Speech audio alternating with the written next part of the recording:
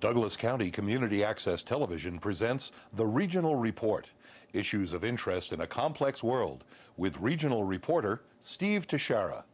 And now, with today's program, here's Steve Teshara. Welcome to the Regional Report here on Douglas County Community Access Television. We are here today where there are great places and great people, the heart of Douglas County here in the Carson Valley, at the headquarters of Douglas County Community Access Television, and we are graced to have Farmer Jack Jacobs with us today. Thank you, Jack, Steve. nice to see you. So the story of the Jacobs family berry farm. This is a really good story. It's very specific to the Carson Valley. It's really a great heritage. And Jack, the heritage really starts with the story that you've been telling about how your family came to be here on a very historic piece of property that goes way back in Douglas County history to the 1870s, I believe. That's right. That's right. With the That's Lampe where family. Wilhelm Lampe came here. He was brought here by the Dangbergs and worked with them for several years. And what an interesting story that is. Here he was probably 18 years old, had come from Germany, worked for 5 years, but before he left Germany, he had a 13-year-old potential wife. So he had met her, and he know that he wanted to get married to her in the future, but he had to come here and get a start. So he established a farm that we're now at. Went back that 5 years later. His wife now is 18. She and her father came all the way here to Gardnerville. Wow. He demonstrated to Dad that this is something I've been successful at, and Dad blessed them. They got married, and Dad went home, and we believe they never saw each other again. Wow. But what a start. That followed with, then they had 9 kids. Unfortunately, they lost 1, but they raised 8 children, and which was a whole story of them taking care of this property. And over time, their holdings expanded. And Yes, they started out, and ultimately they got to 330 acres. Went all the way to what today is Rayleigh's. They were on the other side of 395, big piece of property, more barns. But then over time, as they got older, things changed. In the 60s, they sold off some of their property, and ultimately we're down to 5 acres, which is the piece of property we bought in 2002. Right. So you and your wife, Diana, were in the Bay Area. You were both gainfully employed, and you had reason to maybe come through this area and maybe say, you know, maybe we want to move here, and maybe we had a vision of what we wanted to do, and that vision is manifest today. Yes, Steve, actually it's interesting. We came here not, we were in our 50s, and who knows what you want to do in your 50s for the rest of your life, but we had big jobs, as you say. But we came through this valley frequently to visit my wife's parents down in Big Pine, little town south of Bishop. Mm-hmm. Over time, visiting them, drove through here many times, we fell in love with this valley. I mean, who wouldn't? It's such a beautiful place. Absolutely. And so we thought, well, maybe we want to retire there someday. So we talked to our in-laws, my in-laws, what if we bought a little piece of property here in Gardnerville or Minden and brought you guys up here to live in it until we're ready to retire? Well, that little piece of property is now our Lampe Ranch that we've turned into the Jacobs family berry farm. And it worked. Grandma and Grandpa moved up here, stayed in the property for several years until Grandpa passed away. And at that point, this was a big piece of property for Grandma to take care of. Right. So then we decided it's time to move to the valley. So in 2005, we moved here, and we've been here ever since. So the property that you have now, most recently before you purchased it, was alfalfa. Was it an alfalfa? Yeah, it's a 5-acre parcel. Has a lot of outbuildings. It has 11 buildings on the property, and it has a couple areas for growing. One of the acres was alfalfa, and that's the area that we turned into berry fields. So in 2010, we reworked the alfalfa field into what could be something future, and which turned out to be berries, and we planted about 1,000 berry plants with our children and grandchildren working together on the farm. Before we came on the air, you told a great story about how all the family members participated in sort of picking what you would plant everybody has different tastes, and it's just a fascinating story. Very much in keeping with the original family, and I'm sure that they participated in a lot of decisions about what they were going to do as the Lampe family, and you are doing that today as the Jacobs family. Yes, yes. You look at this, it was a beautiful soil, it was in great condition, good water supply. What do we want to grow there? So we had quite a look at different kinds to grow. And what we came up with thinking, I know our grandkids will love berries, and who doesn't love berries? Who doesn't love berries? And nobody else had berries, so we thought, what if we just grow some berries? And from that we did some research and found out from a nursery person on the East Coast of all things, 16 different varieties of red raspberries, black raspberries, something people don't see, and blackberries. So we planted, our grandkids planted those in 2011 and 2012, and now they're grown and we're harvesting lots of them every summer. We're very successful in growing them. We've learned a lot about how to grow them, and more importantly, how to sell them. So that's part of our story. Right. So in terms of the growing, is it once a year that you pick the berries? Is it multiple times? How does that work? Yeah, so here we are in northern Nevada. It's quite different than California and other places where you grow things. So we had to learn that, okay? We found with these different varieties that some of them we would harvest as early as 4th of July, while others we wouldn't harvest until early September, maybe late August. And so that was kind of a nice thing to have learned. So it spread out our harvest period, which is a lot easier on the labor requirements for picking them. It takes a lot of work to pick a berry. For instance, You actually have to pull each berry individually? Yeah, Steve, we teach people how to pick a berry, which is sort of interesting. We'll talk about that, and it's also to note that this basket of berries, we're able to pick, for some of our berries, maybe 6 baskets an hour. That's how slow it is. Blackberries, maybe 8 or 10 baskets an hour. So it's a very slow process. Some we harvest is 3 baskets an hour. Depends so it's really tedious. You'd probably have to be very careful in picking them, I would imagine. The key is to look at their ripeness. So we pick every day, so that we pick the ripe berry that day and come back the next day, and that berry that wasn't quite ready yesterday might be ready today. So we wait until exactly that right have time. a practiced eye, it sounds like. So the practice is kind of fun. I'll come show you sometime. Okay. So what you need to do, you first look at the berry, you look at the color. And so you're looking for, in a blackberry, a nice deep black color. The next thing you do is you touch the berry, and if it kind of has that sense, taste, feel of your face, that sort of softness, that's a real good clue that that's going to be a ripe berry. That day or the next Right day? now. So you're looking at that berry, and every one of these berries you're looking at, it has that right color, and the right softness. Now, does it come off the plant really easy? And if it comes off really easy, it's likely to be perfect berry. But you have one more test. You need to put it in your mouth. You need to verify. You gotta eat all the berries. You need to verify that's right. So every once in a while, as you're picking, you keep reminding yourself, what a wonderful opportunity, right? Yeah. You get to remind yourself, I'm doing the right thing. And over time, you get to be quite the expert I'll bet. at picking just the right berries. How many people do you have sort of picking the berries at the same time? So Depends on how many are ripe. It's another fortunate thing about our business. We have a wonderful couple. That's Vanessa and Pietro. They live here in town. They ride their bicycle over to our place to work. Lovely. They are the 2 people that do all this work. And so they'll come in the mornings when it's cool. It's best to pick berries when it's cool.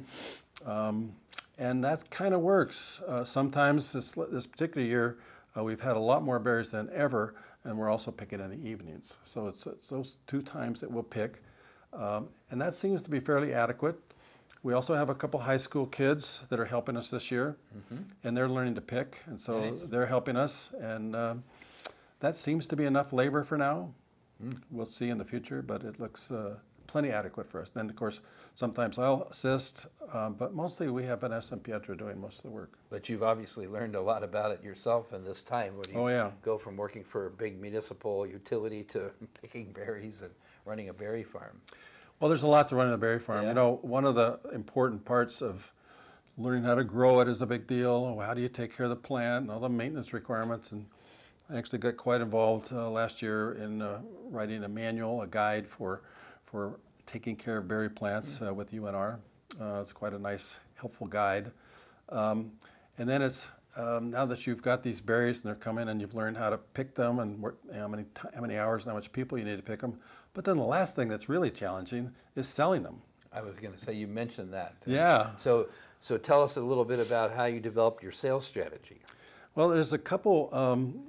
First, it starts with I picked them today, and if I don't sell them in 2 or 3 days most, they're starting to get too old. So I'm really motivated to get those things in somebody's hands and somebody's mouth in a couple days. I have a couple ways to do that.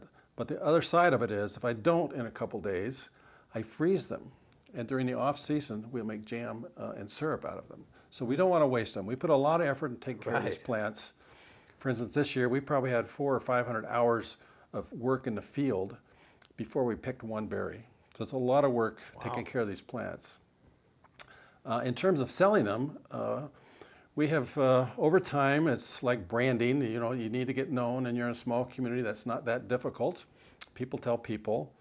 But you really sell them based upon providing an outstanding quality product. Mm-hmm. It has to stand out. It has to be really different. And you tasted one earlier. Yes. I mean, it really has to have a wonderful flavor, and it has to satisfy that thirst for I'd like to have more berries. Right. So we've done that with the key to that was what Vanessa and Pietro do in terms of picking. They really pick the right berry. There's another possible key is that they're outstanding quality because they're grown in this valley.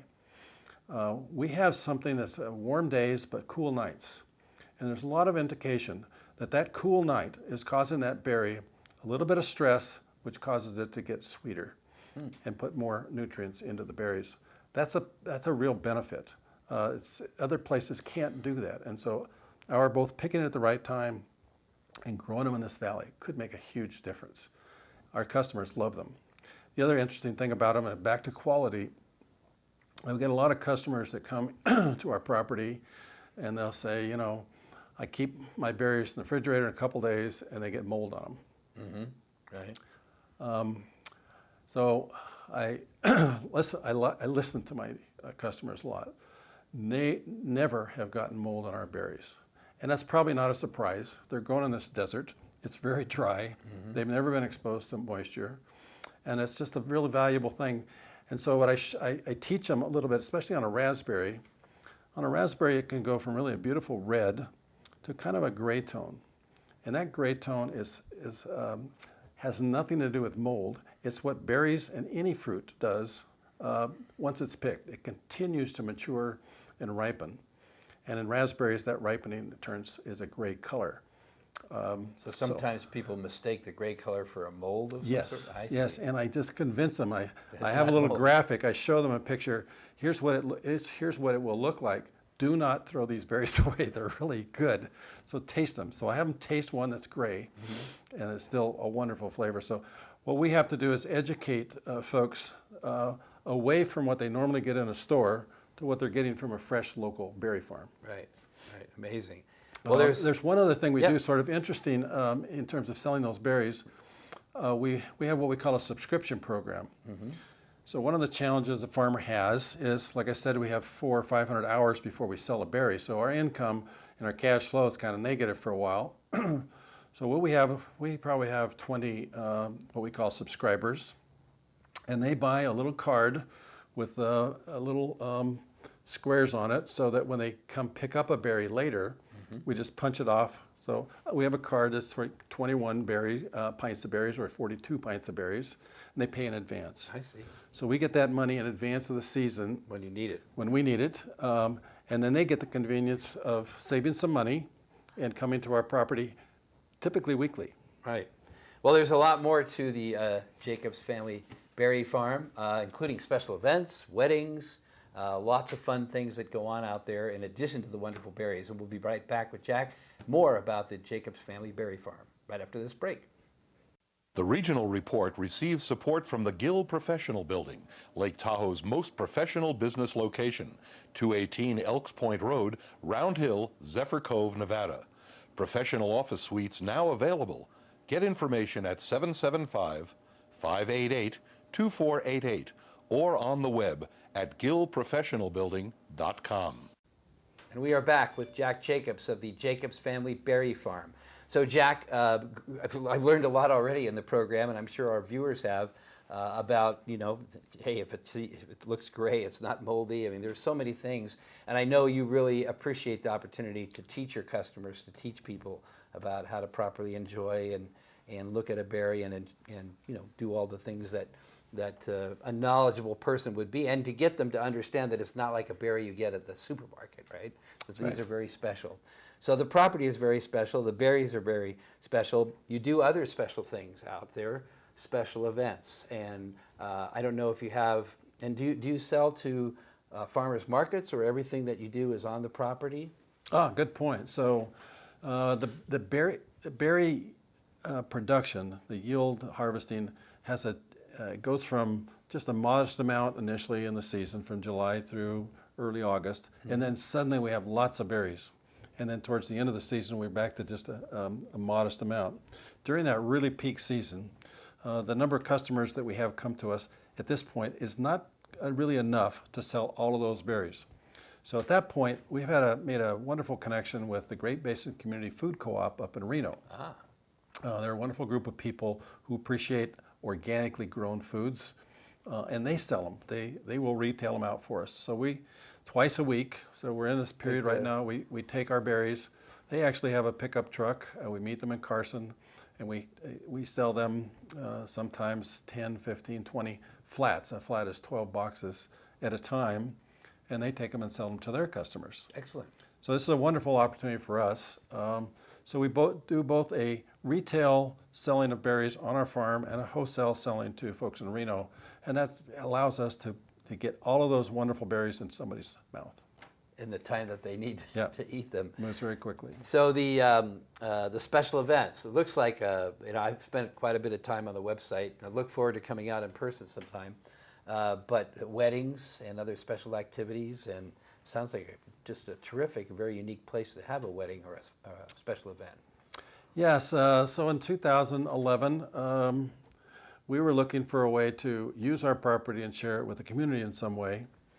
And we came across, we had a local family who wanted to do a wedding. So we thought, well, let's try doing a wedding on our property. We have a beautiful old barn, it's over 5,000 square feet. Wow. And, you know, the Lampes left us a bunch of beautiful assets. The old house, we have a little bunkhouse, we have some other outbuildings. And so we turned all of that into something for wedding parties and others to use. We fixed the barn up, and it's just to go inside and to see these huge beams with all this tenons and pegs holding it together. No just nails. Takes you back in time. No nails, no bolts. Bride gets ready in the old house upstairs. They have the whole with all of its antique furniture and things. So it's a huge people that want to sort of step back in time to live it for that few days of their wedding. And then the bunkhouse is used for the groomsmen. So it's another sort of unique way to use the kind of things that you bought as part of this opportunity here in this valley to share with people.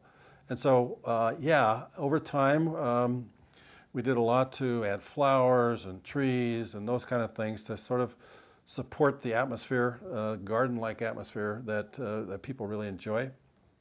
But I think part of it is just that excitement of being at a sort of an older place, a farm, a ranch. There's a lot of interest for people.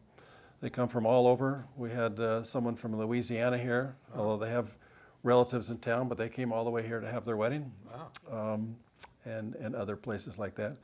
You know, Steve, it's become so much of interest next year, 2019.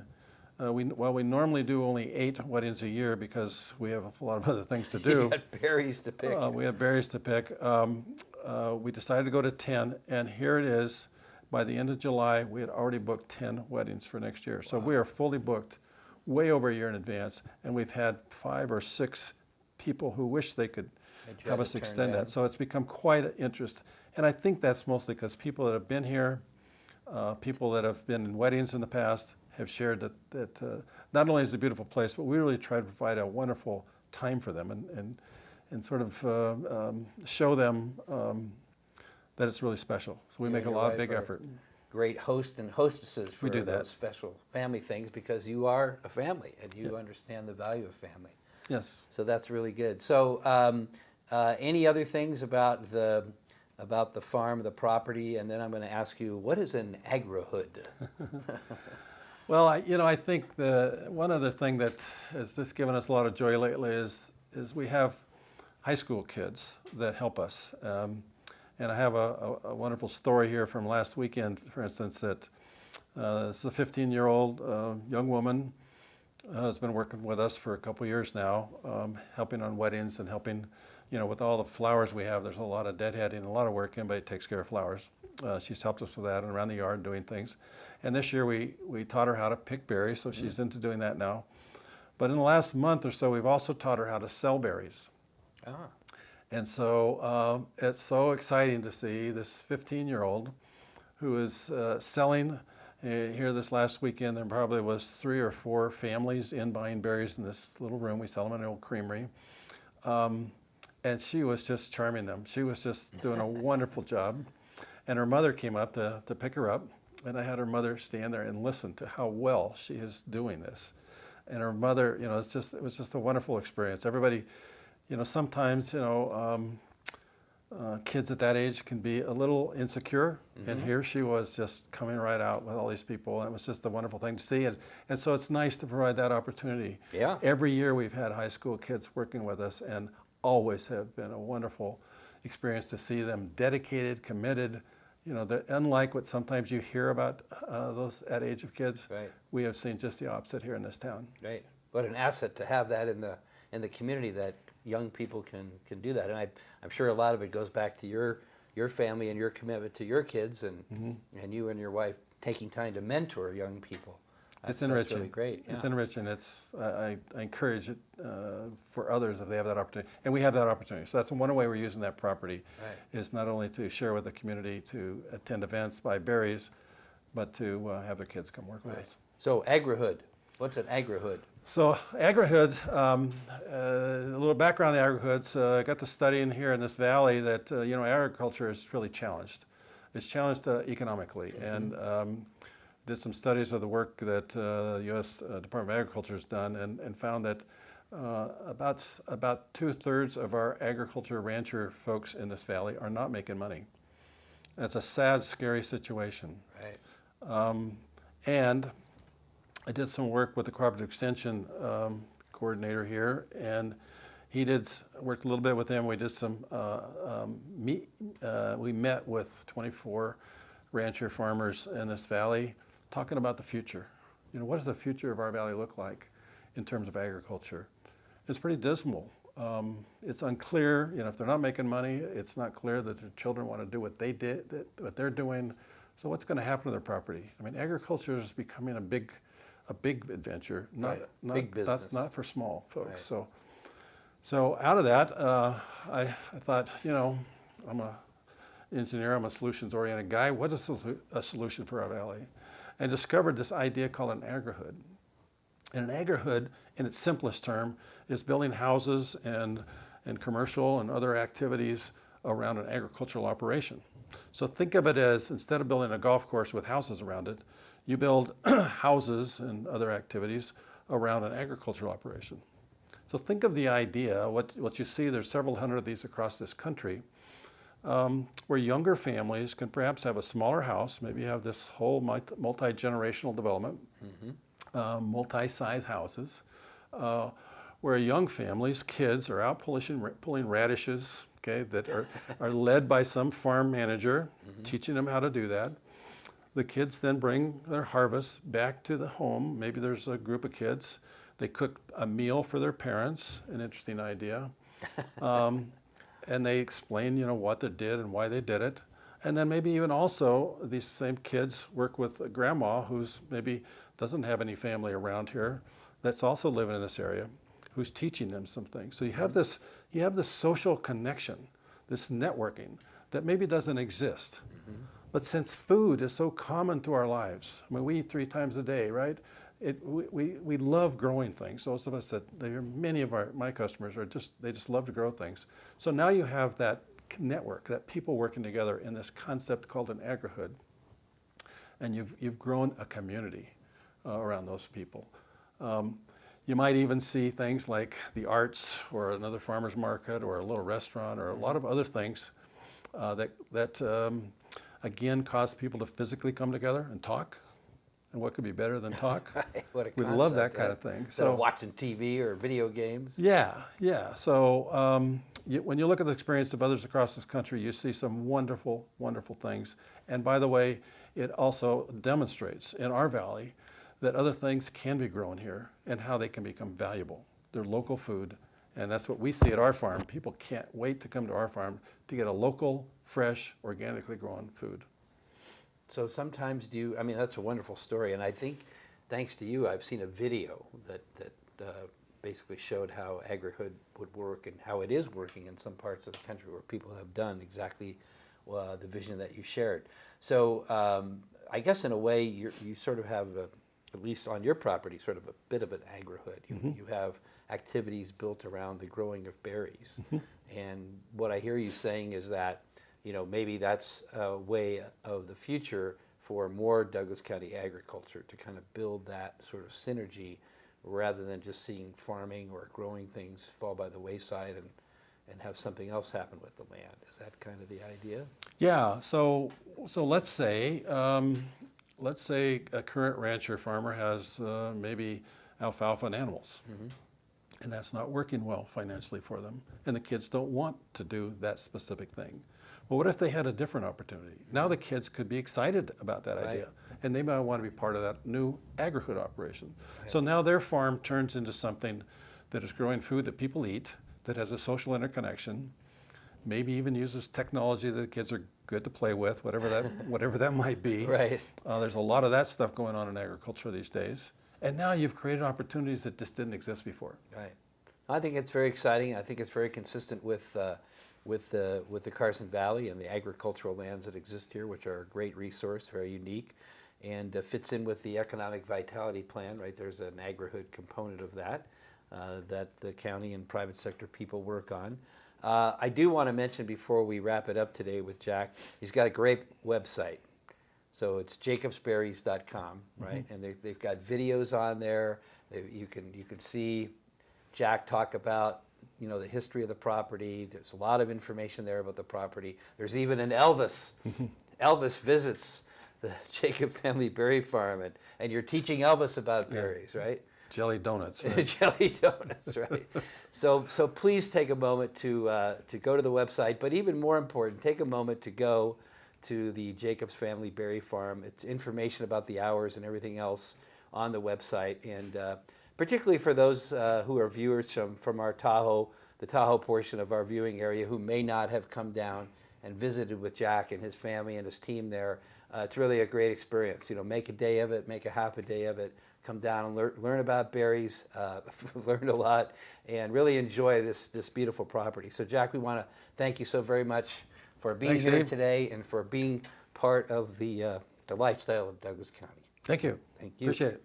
We'll see you next time here on another edition of the Regional Report, a feature of Douglas County Community Access Television. You've been watching the Regional Report with Regional Reporter Steve Teshara. Studio location provided by the Gill Professional Building, 218 Elks Point Road, Round Hill, Zephyr Cove, Lake Tahoe. Graphic design and titles by Charter Advertising Design. Announcer Ed Miller, Wild West Communications. Production by Lloyd Higuera and Douglas County Community Access Television.